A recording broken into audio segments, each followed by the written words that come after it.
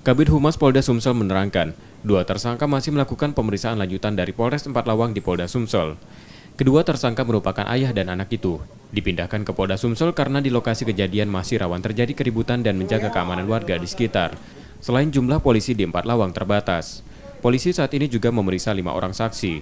Meski kondisi di lokasi kejadian sudah kondusif, namun puluhan anggota polisi dari Polres Empat Lawang disiagakan untuk melakukan pengamanan.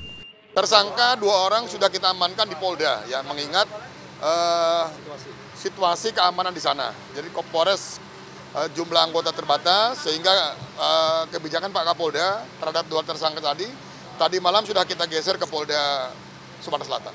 Untuk di lokasi sekarang kondusif, nah itu tadi makanya salah satu caranya adalah kita menggeser tersangka supaya tidak menimbulkan hal-hal yang baru. Korban merupakan anggota polisi yang bertugas di Polres Metro Bekasi Kota. Korban sebelumnya cuti dan sengaja pulang ke kampung halaman untuk mengurus sengketa lahan miliknya dengan tersangka. Namun terjadi selisih paham, kedua tersangka lalu membunuh korban dengan senjata tajam. Reski Oktora, Moklas Diferensial, Kompas TV, Palembang.